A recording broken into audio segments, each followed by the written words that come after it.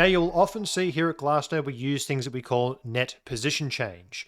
And in this instance, we're looking at the long-term holder supply on a 30-day basis. So essentially, how much has long-term holder supply increased in the green or decreased in the red over a 30-day period?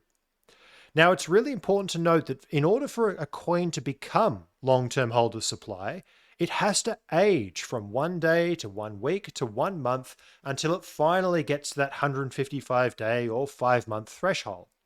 So the maturing of supply, when this metric goes positive, it actually is telling us a story about the supply that was accumulated 5 months ago. There's a time delay in that process, and a coin may be spent, and then it may spend some time in the short-term holder cohort. It may reach 1 week and then get spent. It may reach 1 month and then get spent. And it's only when it finally gets taken off the market and put into cold storage that it's able to migrate across that boundary and become a long-term holder supply.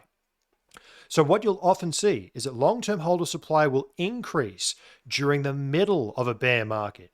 It is forming that foundation. It's taking those coins off the market, but it takes a long time and even some downside correction. You can see the 50% sell-off here in 2018, and then we had the FTX event following all of this accumulation.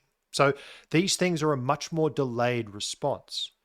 Now, the opposite is true when long-term holders spend, because when a coin is spent, it will go from 1 year or 2 years or 6 months immediately to zero.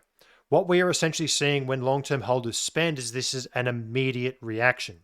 So you'll see here that when long-term holder supply is declining, we get a negative print on the net position change during this 2021 bull. And this is immediate. We have no delay between when the coin is spent and this occurring. We will see this instantaneously. So it's just a little bit of nuance when looking at net position changes. Now, this model is then looking at the same net position change, but on a 90-day basis, trying to look at the overall macro flow of funds between long-term in blue, short-term in red, and then that missing piece of the puzzle here in purple is the exchange balances. How much are exchange balances increasing or decreasing over that 30-day window? And what you can see is that these obviously act in opposite, where long-term holders are acquiring coins and holding onto them during bear markets. Short-term holders, speculators, and people who just came from the price are essentially leaving the market. This is showing that impulse of accumulation behavior, which, as you can see, takes some time to then manifest into the next market cycle. You can see during bull markets, short-term holder supply tends to increase rapidly. Long-term holders spend their coins, transfer them to new buyers, and we essentially see an oversaturation of the market. More suppliers come back online. The market is full of people who have kind of only just heard about Bitcoin. They don't have the same experience and conviction.